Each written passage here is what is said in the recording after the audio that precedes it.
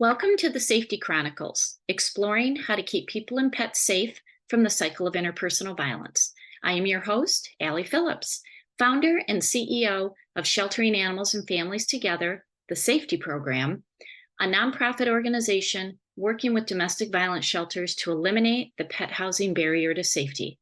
As the founder, I have led the global movement in helping domestic violence shelters create on-site pet housing while elevating the criminal justice response to how animal abuse links to crimes against people. I am a former prosecuting attorney, internationally recognized legal expert and public speaker, award-winning author, and advocate for protecting vulnerable victims. In this podcast, we will explore how and why animals are harmed in the cycle of family violence and the human-animal bond that keeps victims in harm's way with their pets. Guest speakers and I will share strategies for shelters and professionals working to safeguard survivors, why pet-inclusive sheltering is life-saving, and safety tips for those who need help. None of the content will be graphic. If you are in harm's way, please contact your nearest domestic violence shelter or call the National Domestic Violence Hotline at 1-800-799-7233. Let's get started. Welcome back to another episode of the SAFeTy Chronicles. So last episode, I had Liz Jones come in, and she was talking about the work that she is doing. And now I have Jewel West. And let me lay the groundwork again in case if you didn't listen to the episode with Liz. I saw the both of them, Liz and Jewel, together at the Conference on Crimes Against Women in Dallas. And they had a presentation on breath work and regulating your nervous system. And that's like speaking my love language because, all y'all know, over here on the left side of my brain, I've been an attorney for 32 years in the field of criminal prosecution. And then I have my energy wellness business where I understand how trauma and difficult experiences can embed in the body, and we have to work on processing that, releasing that, recognizing what is happening. So when I saw this presentation on the agenda, it's like, I'm going to this. So Jewel, thank you so much for being here. I'm excited to have this conversation. Well, namaste, Allie. Thank you for coming to our session and for inviting me here today for this important conversation. Oh, yes. Well, and when I was going through your website and just kind of seeing all the things that you do, like I'm going to let you introduce yourself because I find that people introduce themselves better. But when I saw that you have over 2 decades of leadership in victim services, and you are the creator, that's a huge thing, of trauma-focused yoga. I'm like, oh my gosh, this is so needed in the field. So tell me more about your background and like how did you come to do this? How did you come to create trauma-focused yoga? Well, I have been, like you said, in victim services for over 2 decades. The most of that time being in administration and leadership. My primary role is director of finance. So I get to write all of the grant budgets, the organization budgets, some HR. In nonprofits, we wear so many hats. So definitely behind the scenes in administration and operations, and for many, many years.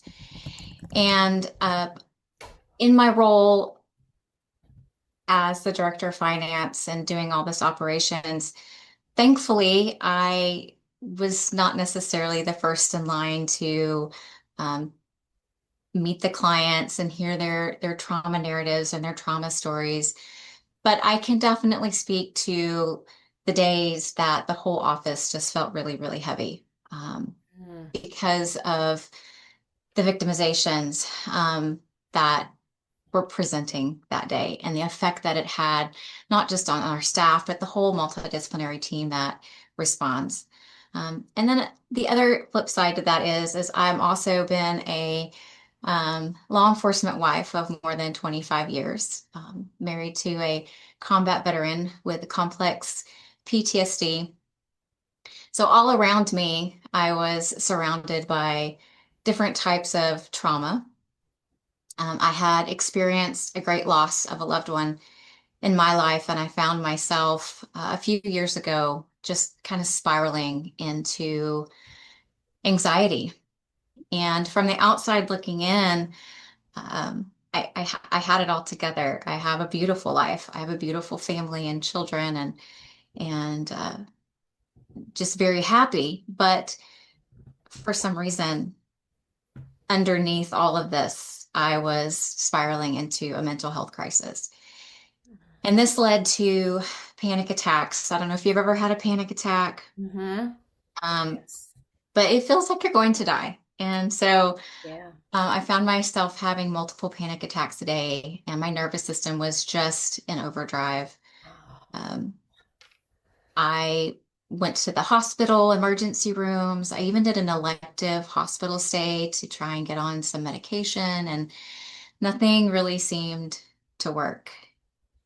And in desperation, one night, sitting with my iPad, just in complete desperation and tears, I came across an article that was published in 2012 on the potential benefits of yoga for anxiety. And so I read that and I had some hope.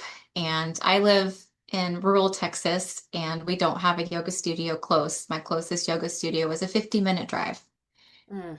And I would drive to yoga class. And this was just an open yoga studio class, no type of specialty yoga. And I very quickly realized and learned that one, yoga was so much more than movement. I think that is a misconception that we have wrong in our Western culture about yoga. And two is that for me, yoga became my medicine. Mm. And so that just led me on a quest. I just knew that if this practice was having a profound benefit for me, that there had to be some sort of clinical application for the clients that we serve at our crisis center. And so this put me on a path of lots of research and training, and years of just kind of exploration and trial and error that led me to eventually develop trauma focused yoga. And we were able to implement it here at the Crisis Center. And the program has grown now that I teach other practitioners and contract with them to practice that with our clients here and teach them that. And so that's kind of how this model came to be. Oh my goodness. I love that because I I have found in my work in energy wellness that like once people start to hear of how trauma, like how it can literally embed in the body, it's like an imprint, and start creating physical issues, it ends up being empowering. And like I found, as a former prosecutor, I could look back on, I mean, that work was just straight up trauma, just being a prosecutor. And here comes my cat Stella. There's her tail. And I had at one point debilitating lower back pain, and lower back pain is where we store fear.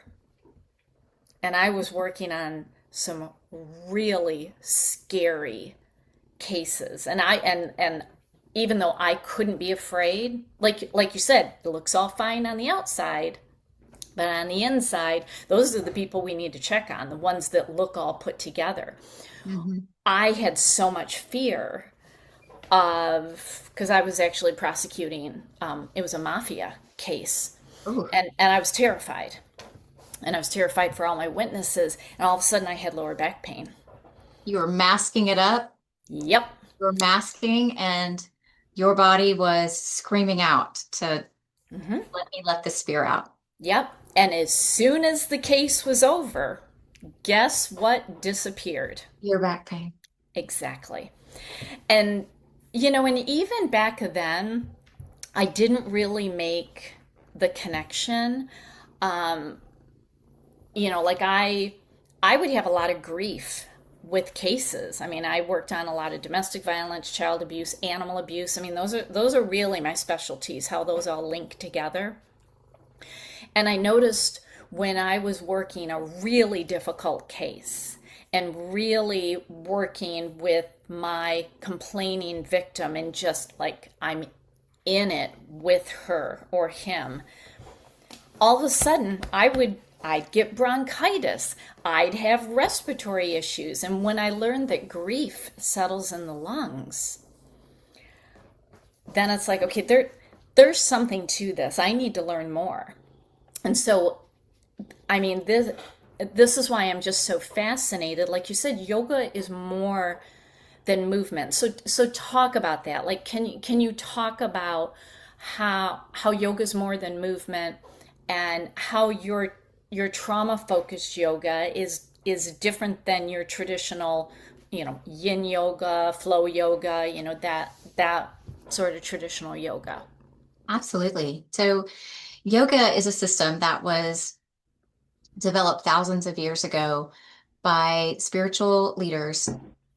The whole purpose behind the creation of yoga was to relieve human suffering. So that in itself is so beautiful that it was a tool created to help relieve suffering. And it has 8 different distinct practices within this this world of yoga. Some people like to call it like the tree of yoga. It's a tree with 8 limbs. And asana, or the physical practice, is just one of those. So there's 7 other practices that largely get overlooked in a Western type yoga practice. Not always, but sometimes they get overlooked. And so to as I started on my yoga journey and began to study and to go through different yoga teacher trainings, and learning about all of these different practices, I knew that I wanted to draw from all of them. I wanted to incorporate as many limbs of yoga into this curriculum, this protocol that I was building for our clients. So I wanted to make sure that each session that we were getting all of those 8 limbs of yoga. And so at first, I went through all different types of yoga teacher trainings, specializing in trauma sensitive yoga, trauma informed yoga.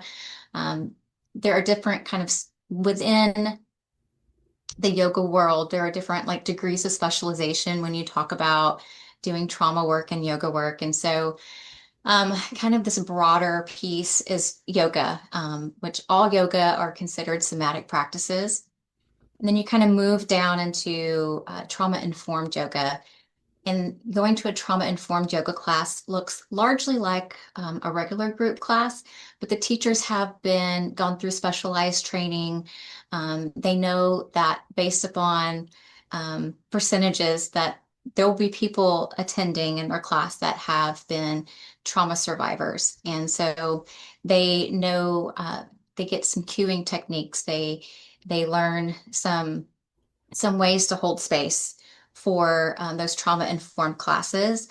And then as you move down into the different specialty even further, you have trauma-sensitive yoga. And this is where the classes get smaller. They may be one-on-one.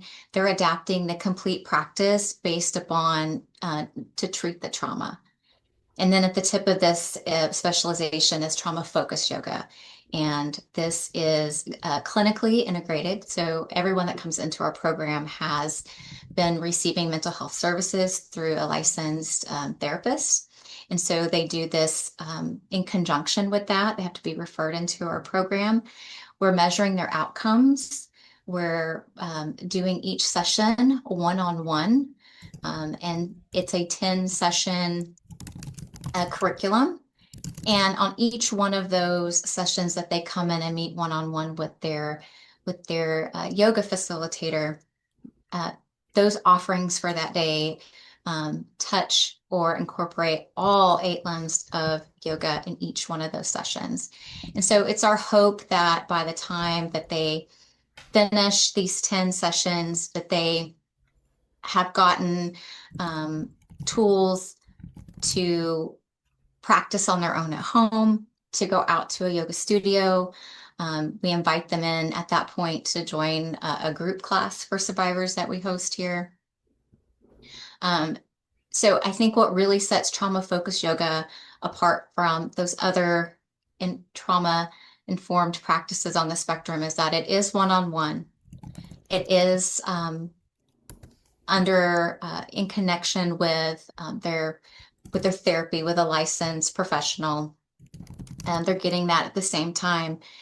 And we're measuring their outcomes. It's not abstract, like just go to a yoga class and you'll feel better. We are working with them on what their goals are and helping them measure those outcomes so they can see the change in themselves. Wow. So is this just for adults, or do you also work with children? We do work with children. When I first started, it was kind of a free for all, like anybody who's interested, anybody that comes to our center that's interested. And really over the years of practicing, and it's not that young children don't benefit from the practice, because they do. But if we really want to measure outcomes and be able to change things, such as, their sense of agency or their ability to interpret sensations or hold space for those, they really have to have a cognitive ability to be able to think about their thoughts.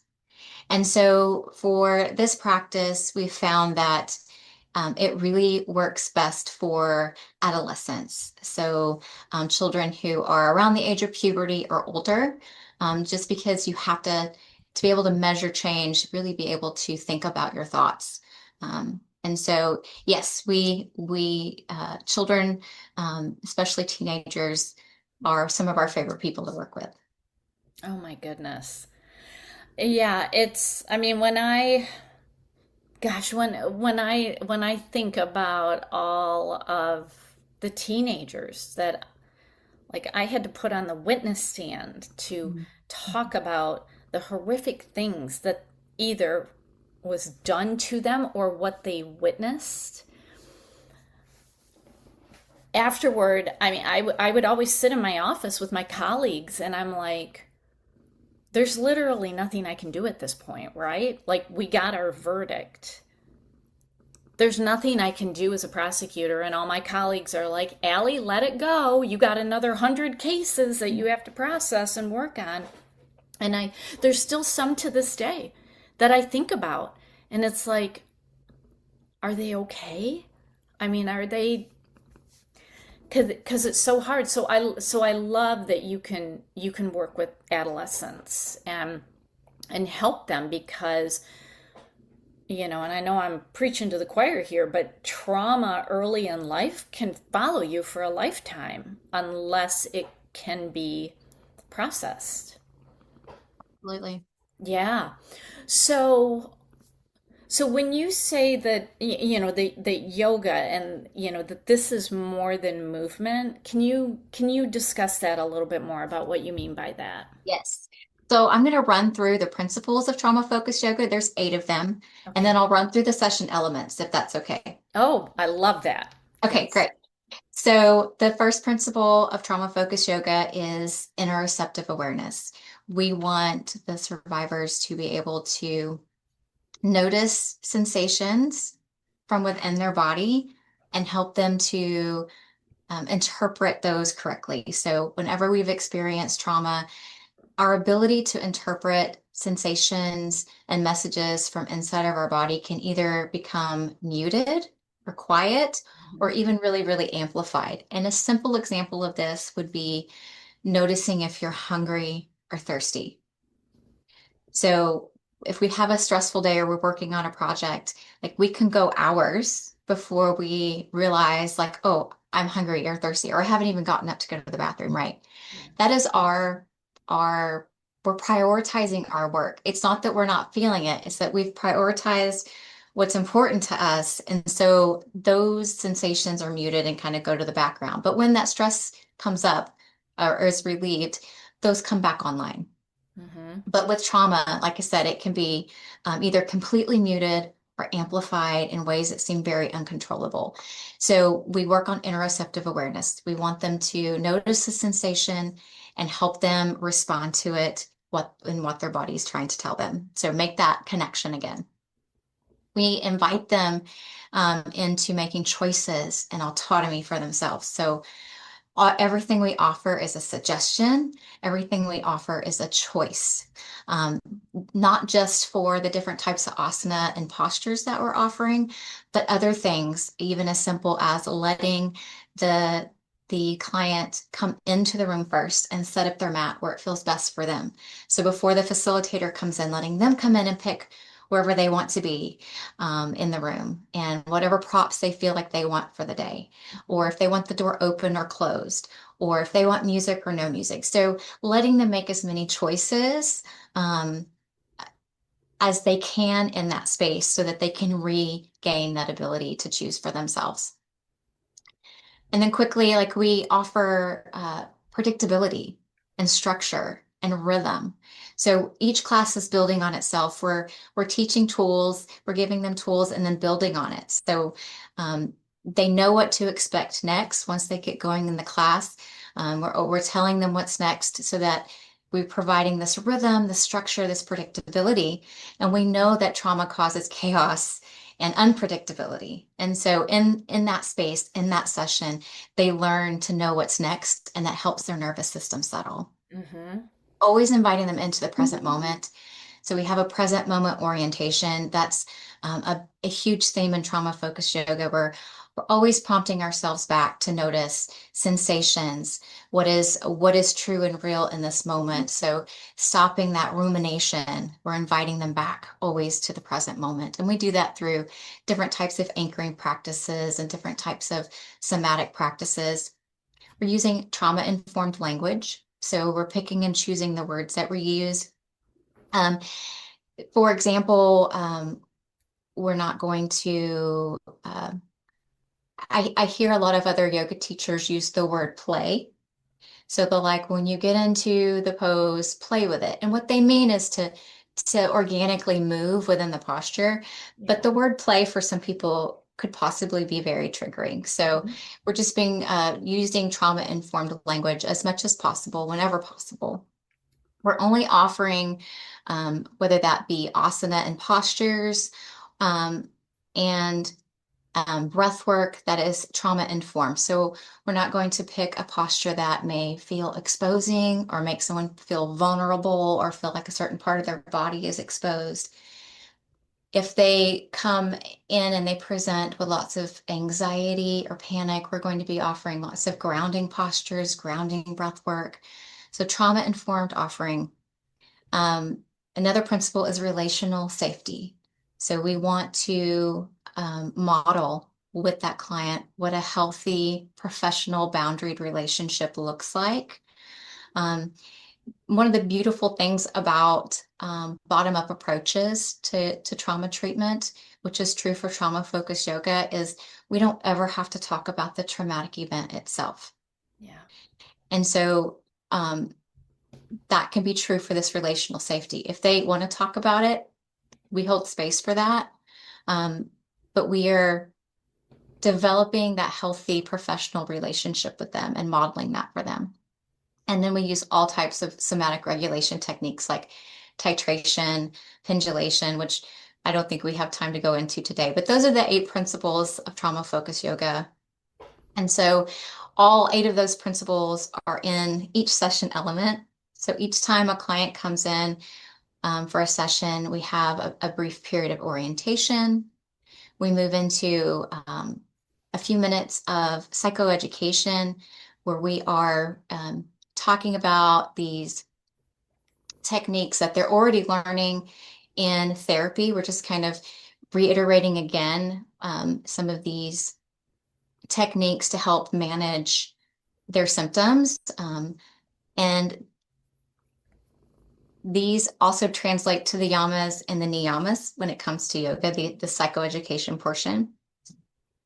We have them kind of develop their intention, their purpose, their reason for showing up, whether that's for the whole series of sessions or maybe they're coming with one particular thing that they want to work on today. So we have them develop and set their intention. And this is a dharana practice. Dharana is one of the limbs of yoga. And then we always do pranayama, breath work. We use mudra and mantra, and these are practices of pratyahara and dharana, which are um, the limbs of yoga. Then we always have some type of movement, this asana, and we vary our offerings so that they can find something that really resonates with them. So one class we may do like a slow movement or a vinyasa class, and some other time you may do a yin class or a yoga nidra.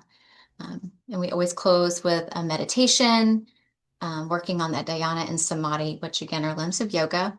And then we close with integration. So there's a lot going on in an hour practice. Oh my goodness, yes. So, do you find that those who are going through this and having their session, are they having emotional releases in the session, or is it something that they need to be advised that, hey, in the next 12, 24, 48 hours, like if you feel any of these X, Y, and Z, it's related to what we did in the session. Like how does that work?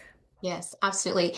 So that is all gone over during that orientation phase. Mhm. And again, reiterated, like if the facilitator sees that they are that they are crying or that they are having some sort of emotional breakthrough, they will hold space for that and just tell them like if it feels safe, maybe just invite that feeling to stay.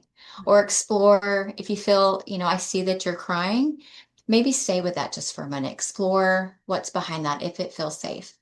And so making a container and holding space for all of those things and letting them know that crying and having emotional breakthroughs is something that is very common in the practice. Yeah. And that is, I'm glad you said that because it is so important that when we are feeling something that we don't just brush it aside or stuff it down because it's uncomfortable or maybe it's not an opportune moment. That's where we learn from it. And I mean, would you agree with that we just sometimes just need to sit with it? If we're experiencing grief, just sit with it for a moment. Yes, it needs to move through. Yeah. It needs to move through. We need to process it so that we can come back into our window of tolerance. Yeah. Yeah, and I mean, it just takes me back. Okay, I'm gonna squirrel here for a moment. Um, I mean, I remember I worked felony court um, for almost the whole time I was a prosecutor. Um, and that's horrific. I mean, those are horrific crimes that are happening. And I was at a crime scene. I'm not going to get into the details, but it was in the middle of the night. I was the on-call prosecutor. It was a homicide. And I literally had no reaction. It was a teenage Mm. girl killed by her father. Um, and I had my job to do and I had no reaction. And I remember the lead detective, like right then and there, he's like, dang, you are ice cold in doing your job. And he meant it as a compliment.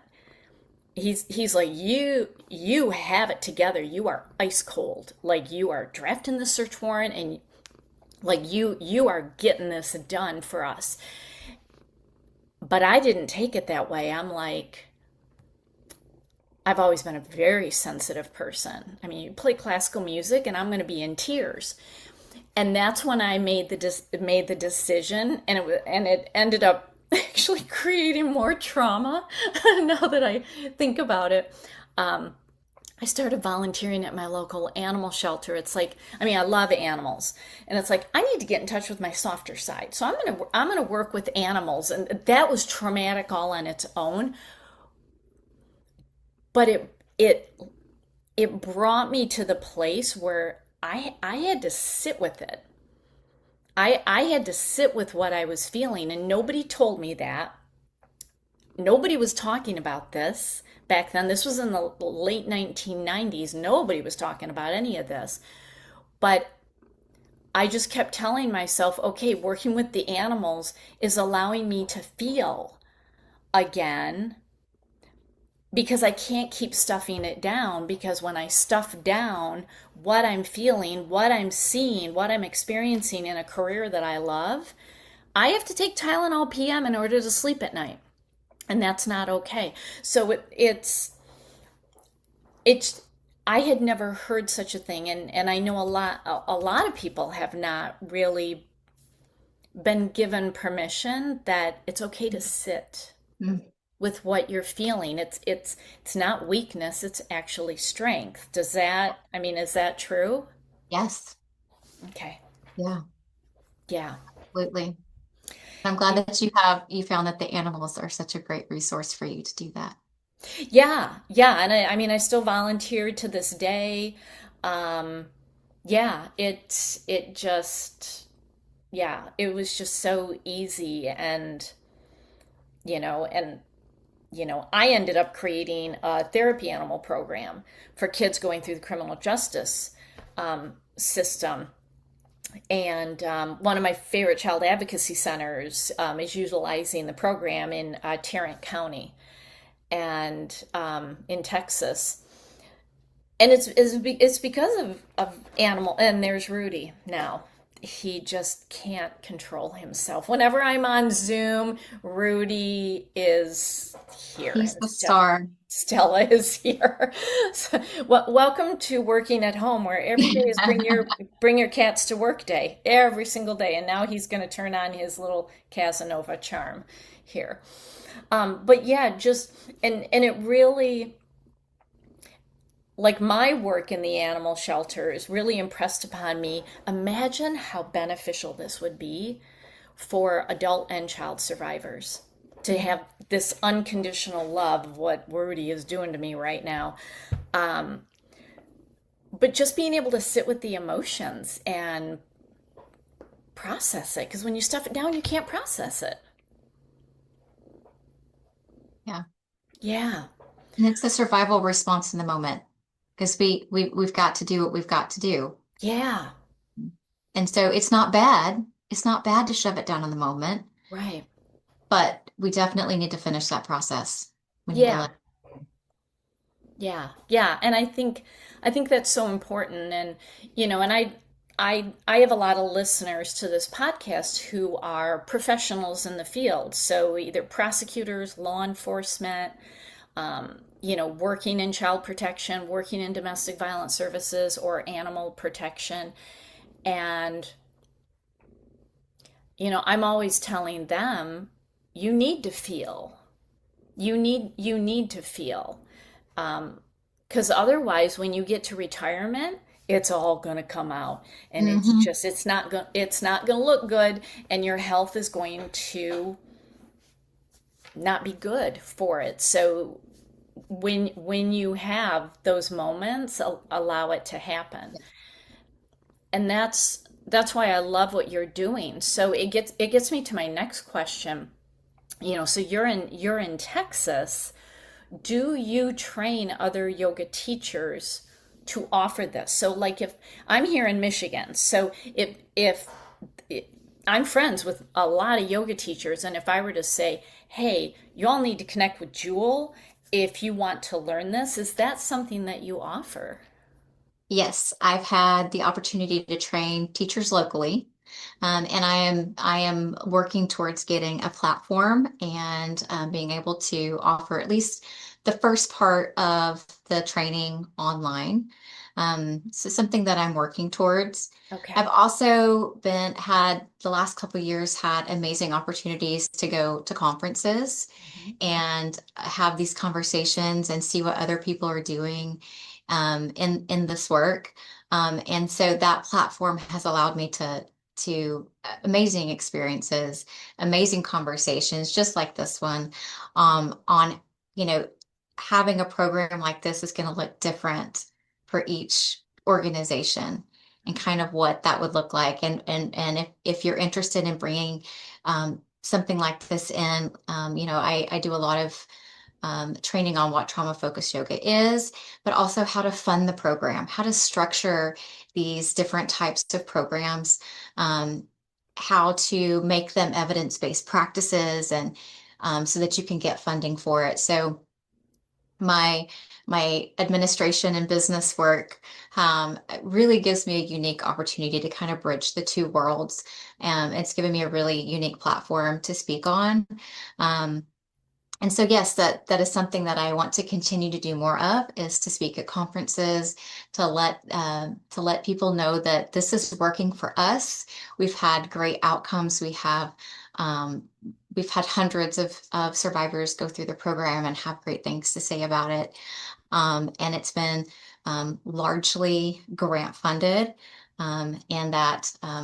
But the next piece that looking forward to is kind of getting this online platform and teaching yoga teachers, and maybe not just yoga teachers, also therapists, how to do this practice.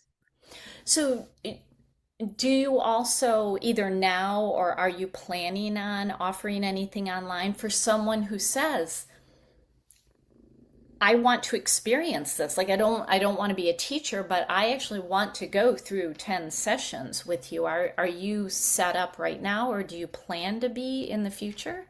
So we have the ability to do the sessions online. We prefer to do them in person for lots of different reasons, but we can do them online. And we do them for free, but they have to be with a clinical referral. So Okay. they have to meet a set of they have to be a victim of well, for our organization, of their sexual abuse, child sexual abuse, adults plus sadist children, that certain parameters. Hmm. Um, and then they have to be actively seeing a therapist and mental health, treatment, and that referral has to come. So, and that's the way that the program is structured, because it works best when you're getting the top down and the bottom up treatments together. So, in the capacity of what you're saying, can anyone just reach out to me and let's do a trauma focused yoga class? The answer would be no, because there's a few extra steps that have to be done there. But if someone's just reaching out, and they want resources of maybe someone who is in their area, or they want to do a regular yoga class, or maybe they just want to talk about um, maybe they're not even ready to do that yet. They just want to know more about what this looks like. I'm more than happy to meet with them. Maybe do a session through Zoom or through an online platform where we just move and explore those movements. There's also so many great resources out there that are free. I follow Ariel Schwartz. Um, she is absolutely amazing. She does all sorts of yoga and somatic work. She's got an amazing YouTube channel. So um, there's so many great resources out there. I'm just one of them. But it is my hope that in the future I can get more people trained, and that we can um, just let more people know about these amazing benefits of the practice. Oh, yes. I mean, I just like I already have this vision of your website of, look for a trauma focused teacher and like like you've got all of these people that are available and able to do this really like specialized, very, very focused work. I just, gosh, I I wish that for you. I think that's amazing. I wish that all domestic violence centers and rape crisis centers could um, could be able to offer some type of body-based practice Yes. like this. Yes. Yes, I totally agree with that. Absolutely agree. So I just have one more question, and then if there's anything else you want to share, you can absolutely do that. But I guess for somebody listening to this, like what advice would you have if somebody is having, a trauma response, whether they are a survivor or whether they're working with survivors? Is there anything that you can recommend that, like, they can do at home, like do this one thing or these two or three things, and it'll kind of help calm the nervous system? Yeah. I think probably the most accessible and easy way to regulate the nervous system is not going to be a surprise to you. Is through breath. So Yes. I think anytime during the day or night, during periods of rumination, and even during periods where you stop and you notice, you know what, I feel really good at this moment. Those are the times when it's so beneficial to notice the breath. Not necessarily change it, just notice it moving through the body and allow that regulation, that sensation of regulation, vibration, that constant rhythm to come back to that in those moments of stress and rumination, and also in those moments of peace. So laying that foundation, Yeah. noticing the breath. And then from there, I think my next recommendation for breath work would be the physiological sigh. So you were in our session, so this is, this is one that we went over. This is my favorite breath, my favorite breathing practice that I personally do every day. And it is a double inhale followed by an extended inhale. Mhm. So it looks and sounds something like this.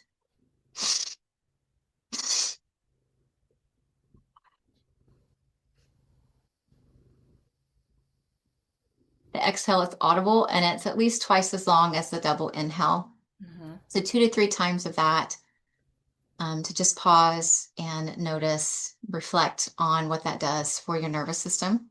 So that's one of my favorite ones. And then aside from that, um, I feel something really, I don't want to say magical. There's this synergy that happens when we begin to move and marry our breath to the movement.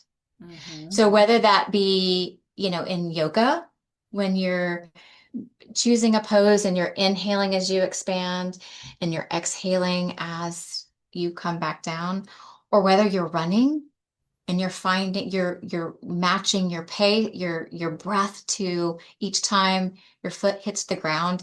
There's something that energetically just helps reset the nervous system when you intentionally match your breath to your movement, whether that's rhythmic dance, yoga, any of that will work. And so um, I guess that would be my recommendation that anybody can do to help them come back to baseline quickly. Yeah. Yeah, and I like that last recommendation. So I live here on the lakeshore of Lake Michigan, and when I walk the lake, or I walk the pier where I live, 4 steps are an inhale, 4 steps are an exhale, and I'll walk a mile, and like I've been in meditation, and a lot of people hear meditation and they're like, "Oh, I can't do that." And it's just focus on your breath. So Mhm. I'm just literally counting with my steps. 1, 2, 3, 4. 1, 2, 3, 4, and just over and over. And Yeah, you're in meditation because there's no other thoughts happening, because you're just doing that. And so I'm glad you said that, because it does work. It really does. It's very calming. Yeah, I love that. So is there anything else that you would like to share? Mm, Or did we cover everything? we covered a lot. Yeah, we did. We did. I welcome anyone to reach out to continue the conversation if they want to learn more about the practice or they want to learn about training or um, how to bring something like this into a clinical practice.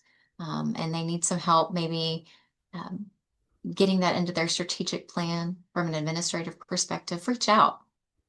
I would love to have that conversation. Yes, and I'm going to put all your contact information below. So just Okay. open that up and you'll know how to get in contact with Jewel. And yeah, and again, I love, love, love what you're doing. And, I hope to see you at another conference and, I can run up and actually say hi this time rather than having to run off to give my presentation. So, I won't be at Crimes Against Women this year. I have a senior this year, and so okay. that falls into graduation week.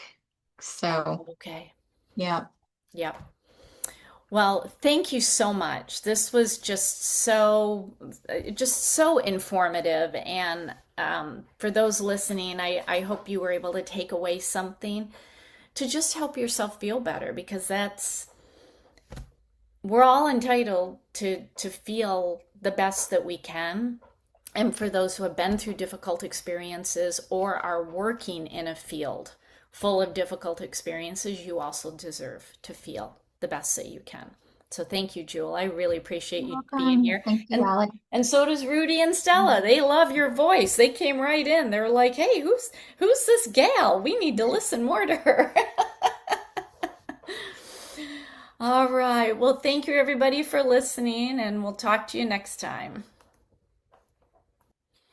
If Welcome you are in back to harm's way and another need help, episode please of the visit the Safety Pet Inclusive Chronicles. Shelter listing So, at last safetyprogram.org. episode, I Call your had nearest Liz domestic Jones violence come shelter in, or call the and National she was Domestic talking Violence about the Hotline at work 1 800 that she is 799 doing. And 7233. now I Want to have support Jewel our efforts West. and help us And keep the let Safety me lay the Startup Manual groundwork free for again in domestic case violence if you didn't shelters? listen Consider to donating at the episode safetyprogram.org with Liz. slash donate. I saw Your the both of donation them, saves Liz and lives. Jewel, together at the Conference on Crimes Against Women in Dallas.